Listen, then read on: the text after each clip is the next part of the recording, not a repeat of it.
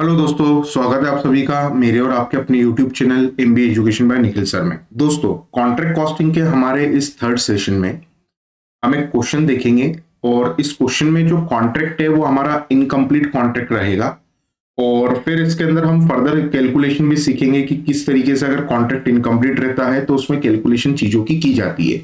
जो पिछला सेशन था उसमें भी कॉन्ट्रैक्ट इनकम्प्लीट था, लेकिन उस क्वेश्चन में जो कॉन्ट्रैक्ट था उसमें हमें क्या हुआ था, लॉस, तो हमें कोई वर्किंग नोट बनाने की जरूरत नहीं थी। लेकिन इस सेशन में जब हम कैलकुलेशन करेंगे तो हो सकता है कि जो बैलेंसिंग फिगर है वो डेबिट साइड में आए, और फिर जब डेबिट साइड में आता है और कॉन्ट्रैक्ट इनकम्प्लीट होता है तो कैसे वर्किंग नोट बनाया जाता है, कैसे कैलकुलेशन की जाती है, वो सब कुछ हम इस सेशन में अब कवर करेंगे। तो पहले तो क्वेश्चन आपके सामने देखिए, स्क्रीन पर शेयर करते हैं। तो क्वेश्चन नंबर थर्ड आपके सामने स्क्रीन पर है।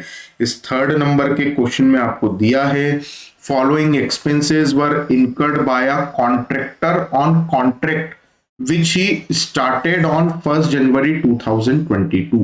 तो कॉन्ट्रैक्ट स्टार्ट हुआ था 1 जनवरी 2022 को। आगे बढ़ते हैं। मटेरियल दिया है इसमें 40,000 का, खर्चा है डेबिट में आएगा। वेजेस दिया 50,000 का, खर्चा है डेबिट में आएगा। अदर एक्सपेंसेस खर्चा है, ये भी डेबिट में आएगा 15,000 का।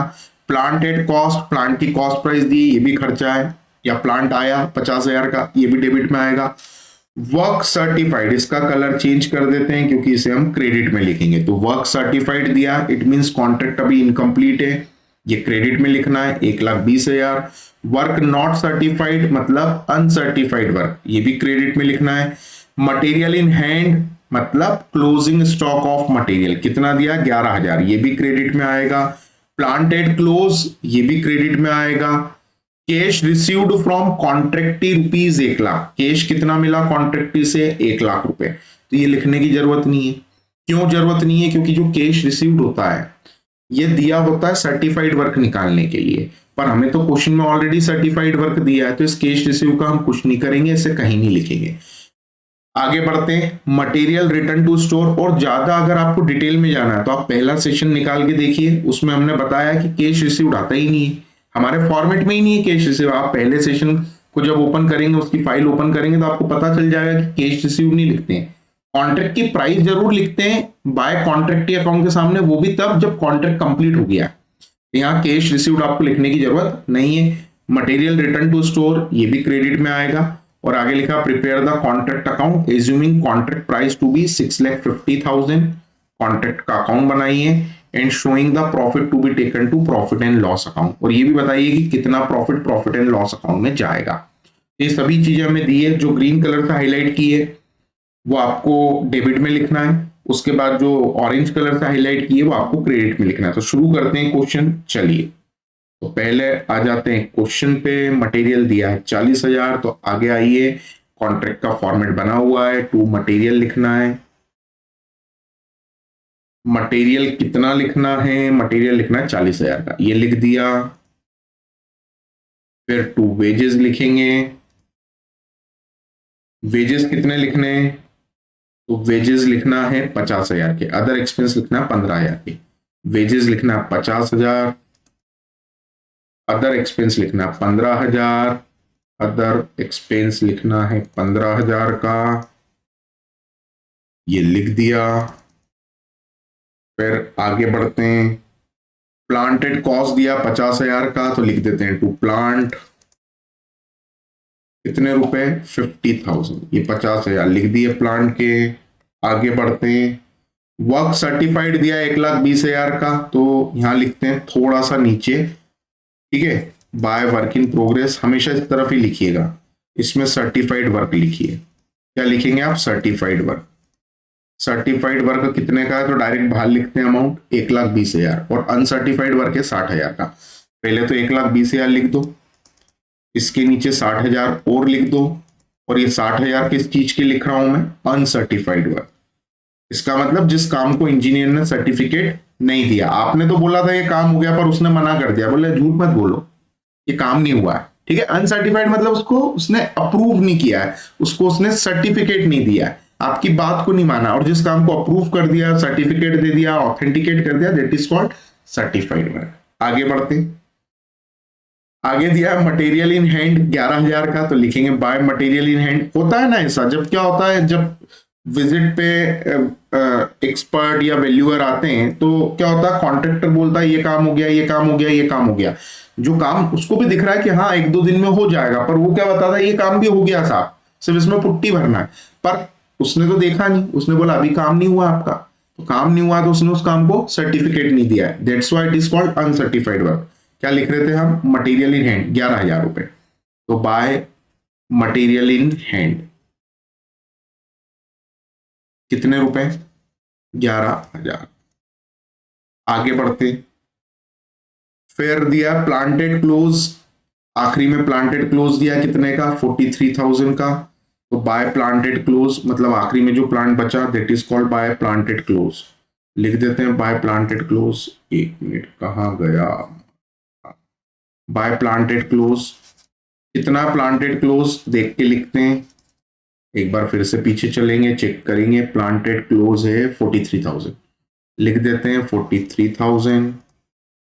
चलिए आगे बढ़ते हैं, कैश रिसीव फ्रॉम कॉन्ट्रैक्ट लिखने की जरूरत नहीं, मटेरियल रिटर्न टू स्टोर 2,000, तो मटेरियल रिटर्न टू स्टोर इधर आएगा क्रेडिट में, by material return to store, पहले ही बता दिया था जो आता है वो डेबिट में, जो जाता है वो क्रेडिट में, बाय मटेरियल रिटर्न कितने का, 2,000 का, ये 2,000 लिख दिए। आगे बढ़ते हैं, prepare the contract account, contract price दिए 6,50,000, कॉन्ट्रैक्ट की प्राइस तभी लिखते हैं जब कॉन्ट्रैक्ट कंप्लीट हो जाता है, और इसे लिखते हैं वर्क इन प्रोग्रेस की जगह बाय कॉन्ट्रैक्टी अकाउंट के नाम से, पर यहाँ पे वर्क इन प्रोग्रेस दिया है, सर्टिफाइड अनसर्टिफाइड वर्क दिया, इसका मतलब कॉन्ट्रैक्ट कंप्लीट हुआ नहीं है। अब क्या करना है, टोटल करना है बेटा दोनों तरफ का, दोनों तरफ का क्या करना है टोटल, तो पहले टोटल देख लेते हैं कितना आ रहा है, देखिए टोटल लगाते हैं, टोटल लगाते हैं कितना आ रहा है देखिएगा, टोटल लगाएंगे तो डेबिट का टोटल तो दिख रहा है देखो 50 और 50 1,55,000, कितना दिख रहा है 1,55,000, और क्रेडिट का टोटल कितना दिख रहा है तो देखो 1,20 और 60 1,80 तो यही हो गया, इसका मतलब क्रेडिट के टोटल ज्यादा है, तो 1,80 में 45 जोड़ेंगे तो 2,25, 2,25 में 11 जोड़ेंगे, 2,25 में 11 जोड़ेंगे तो 2,36,000, इधर का टोटल है 2,36,000, तो ये जो टोटल है ये ज्यादा था तो ये इस तरफ भी लिखना है, और इस 2,36,000 में से यहाँ का जो टोटल है वो माइनस करना है, तभी बैलेंसिंग फिगर निकलेगा। तो 50 और 50 40, 50 और 50 1,00,000, 1,40, 1,55, 1,55 माइनस करोगे तो बचेगा 45 और 36 81,000, तो 81,000 आपका बैलेंसिंग फिगर आया। और जब बैलेंसिंग फिगर डेबिट में आता है तो उसको बोलते हैं टू बैलेंस सीडी, क्या बोलते हैं, टू बैलेंस सीडी। कब बोलते हैं बैलेंस सीडी, जब कॉन्ट्रैक्ट इनकम्प्लीट है तो इसे बोलेंगे टू बैलेंस सीडी।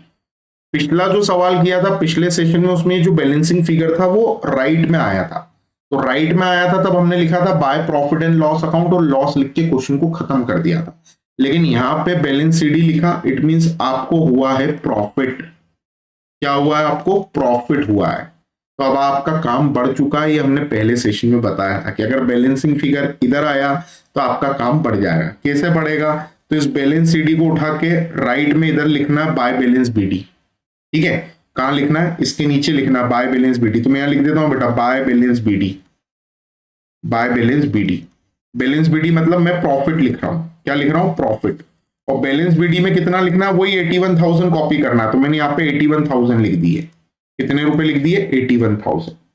अब इस 81,000 के दो हिस्से करना है, एक हिस्से को बोलना है to profit and loss account, और एक हिस्से को बोलना है to work in progress account.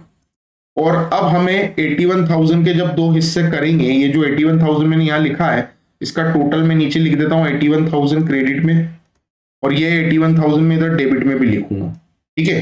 अब मुझे जो 81,000 है इसके दो हिस्से करना है, एक हिस्से को लिखना है प्रॉफिट एंड लॉस में, एक हिस्से को लिखना है वर्क इन प्रोग्रेस में। तो अब पता करते हैं कि ये प्रॉफिट एंड लॉस कैसे निकलेगा, ये वर्क इन प्रोग्रेस कैसे निकलेगा। तो देखिए आगे आते हैं, इसके लिए आप एक वर्किंग नोट बनाएंगे, ध्यान दीजिएगा, ठीक है। मैं इसी वर्किंग नोट में आपको पूरा कंसेप्ट समझा देता हूं, तो अब इसके बाद जितने भी सवाल आएंगे उसमें हमें ये वर्किंग नोट बनाना पड़ेगा। पहले तो आपको सर्टिफाइड वर्क तो पता ही है, तो आप क्या करेंगे, आप डायरेक्ट लिखेंगे calculation of percentage of, calculation of percentage of, percentage पता करना है, percentage of certified work on contract price. It means आपको ये पता करना है कि जो सर्टिफाइड वर्क है वो कॉन्ट्रैक्ट प्राइस का कितना percentage. Calculation of percentage of certified work on contract price. तो इसके लिए हम क्या करेंगे, हम लिखेंगे सर्टिफाइड वर्क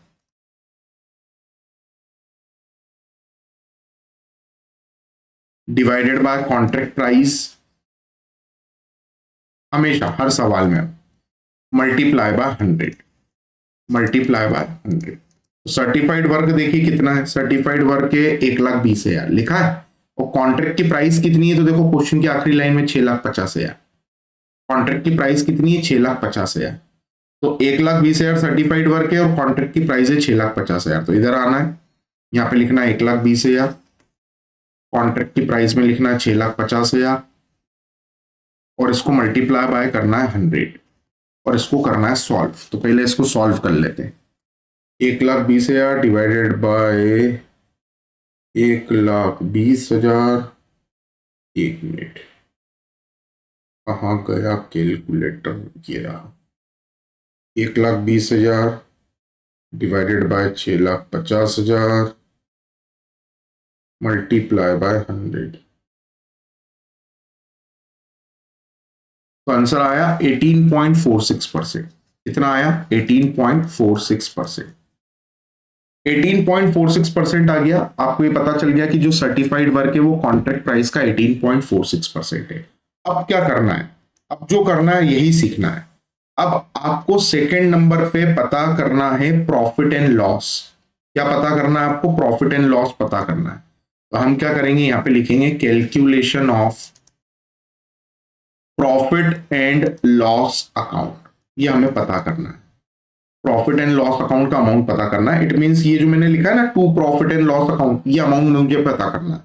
ये अमाउंट हमें क्या करना है, पता करना है कि प्रॉफिट एंड लॉस अकाउंट में कितना अमाउंट आएगा। तो ये कैसे पता किया जाएगा, देखिए हमने ये जो परसेंटेज निकाला है ना, हमने ये जो परसेंटेज निकाला है, ठीक है, मैं एक काम करता हूं यहां पर, ये लाइन खींच ड्रॉ कर देते हैं, और ये मैंने यहां पे लिख दिया प्रॉफिट एंड लॉस अकाउंट। हमने जो परसेंटेज निकाला है ना, ये परसेंटेज जो होगा, ये जो परसेंटेज होगा, किस चीज का परसेंटेज, सर्टिफाइड वर्क का परसेंट, सर्टिफाइड वर्क परसेंटेज। ये जो परसेंटेज होगा या तो लेस देन 25% आएगा, लेस देन 25%। सर्टिफाइड वर्क का जो परसेंट है वो या तो 25% से कम आएगा, या फ्रॉम 25% मतलब 25% से शुरू होगा, to less than 50%, less than 50% आएगा। इसका मतलब 25 से शुरू होगा लेकिन 50% से कम रहेगा। या जो परसेंटेज है वो 50 से शुरू होगा, तो हम लिखेंगे from 50%, from 50% to less than 90% आएगा। या ये जो परसेंटेज है जो लिखा है, जो मेरा 18.46 आया, वो 90% आएगा या उससे ज्यादा आएगा। ठीक है, समझना कंसेप्ट को। ये जो परसेंटेज निकालेंगे ना, ये परसेंटेज जो मैंने 18.46 निकाला, वो या तो 25 से कम आएगा, या 25 और 50 के बीच में आएगा, या 50 और 90 के बीच में आएगा। अच्छा, 25 और 50 के बीच में आएगा मतलब 25% से लेकर 49% तक रहेगा। लेस देन 50 लिखा है मतलब 50 नहीं होगा। ठीक है, फ्रॉम 25 मतलब 25 से शुरू होगा लेकिन 50 से कम रहेगा। फ्रॉम 50 मतलब 50 से शुरू होगा लेकिन 90 से कम रहेगा, और 90 या उससे ज्यादा।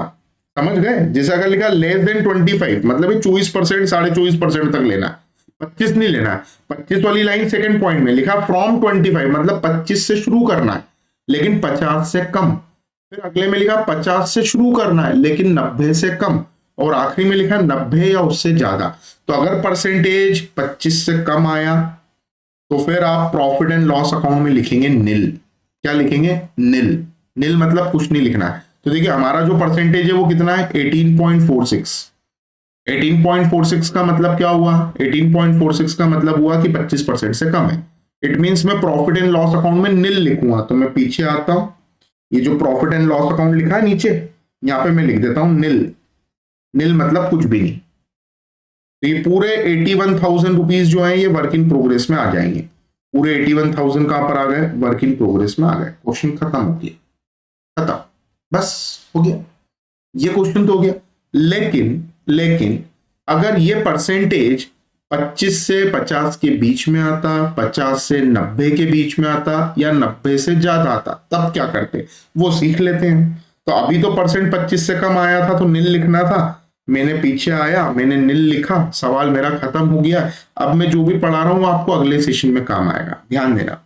परसेंटेज अगर 25 से शुरू होता और 50 से कम होता तो मैं प्रॉफिट एंड लॉस निकालने के लिए एक फॉर्मूला लिखता। फॉर्मूला होता एकदम आसान, नोशनल प्रॉफिट क्या होता है ये अभी बताएंगे, into 1/3 into cash received upon work certified.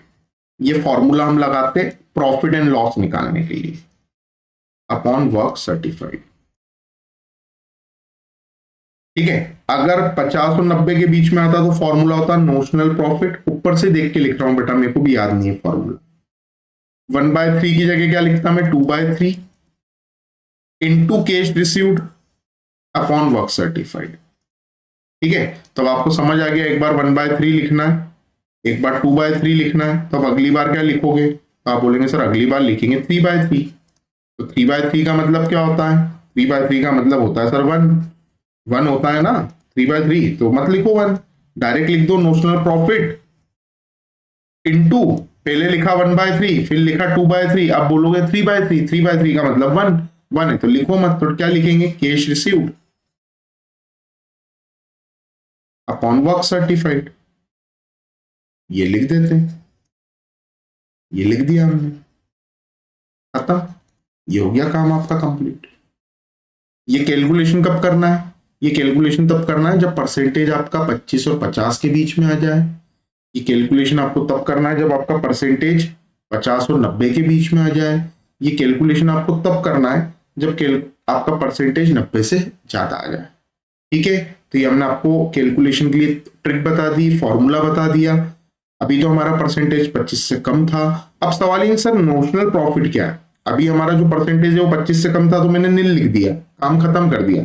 ठीक है, अगर 25 से ज्यादा आता तब हम ये फॉर्मूला लगाते। सर ये नोशनल प्रॉफिट क्या है? What is this notional profit? तो notional profit is nothing but your balance BD. जो आपका बैलेंस बीडी बैलेंस सीडी है ना, वही आपका नोशनल प्रॉफिट है। ठीक है, इसी को नोशनल प्रॉफिट बोलते हैं। तो पीछे आओ, ये जो बैलेंस बीडी लिखा है ना, जो बैलेंस सीडी आया था 81,000, वही तो बैलेंस बीडी बना था। तो बैलेंस बीडी कितना है? 81,000। बैलेंस बीडी कितना है? 81,000। इस बैलेंस बीडी बैलेंस सीडी को ही क्या कहा जाता है? Notional profit. ठीक है, तो जो इनकम्प्लीट कॉन्ट्रैक्ट का प्रॉफिट होता है उसे प्रॉफिट बोलने की जगह क्या बोला जाता है? Notional profit. ठीक है, तो notional profit is nothing but your balance BD और योर बैलेंस सीडी, क्योंकि बैलेंस सीडी बैलेंस बीडी बनता है तो आपका जो बैलेंस बीडी होता है उसी को हम क्या बोलते हैं? Notional profit. तब आगे के जितने भी सवाल रहेंगे उसमें हम ये कैलकुलेशन करेंगे तो उसमें मैं नोशनल प्रॉफिट में ये बैलेंस बीडी लिखूंगा। ठीक है, I will write this balance BD in the question. ये क्वेश्चन हमारा कंप्लीट हुआ। ठीक है, आगे के अब जितने भी क्वेश्चन रहेंगे उसमें हम ये वर्किंग नोट बनाएंगे और ये कैलकुलेशन हम करेंगे। चलिए, तो इस सेशन को यहीं रोकते हैं, यहीं स्टॉप करते हैं। अगले सेशन में मुलाकात करेंगे जिसमें हम सवाल एक नया देखेंगे जिसमें परसेंटेज कितना आएगा? 25 और 50 के बीच में। फिर अगला देखेंगे जिसमें आएगा 50 और 90 के बीच में। फिर एक और देखेंगे जिसमें परसेंटेज आएगा 90 से ज्यादा। तो ये आपके तीनों पॉइंट क्लियर हो जाएंगे। और इस क्वेश्चन में कौन सा पॉइंट क्लियर हो गया? लेस देन 25% वाला। चलिए, तो इस सेशन को यहीं रोकते हैं, अगले सेशन में मुलाकात करेंगे। ये सेशन हमारा कंप्लीट हुआ। लेकिन एक इंपॉर्टेंट अनाउंसमेंट, अगर आपने अभी तक चैनल को सब्सक्राइब नहीं किया है, साथ में बेल आइकन प्रेस नहीं किया है, तो आप चैनल को सब्सक्राइब करके बेल आइकन प्रेस कर दें, क्योंकि न्यू वीडियोस के नोटिफिकेशन से उन्हीं लोगों तक पहुंचते हैं जिन्होंने चैनल को सब्सक्राइब करके बेल आइकन को प्रेस किया होता है। साथ में अगर आप free notes PDF and solve paper चाहते हैं तो दिए गए व्हाट्सएप नंबर पर व्हाट्सएप करके यहाँ से आप free notes PDF and solve paper भी ले सकते हैं।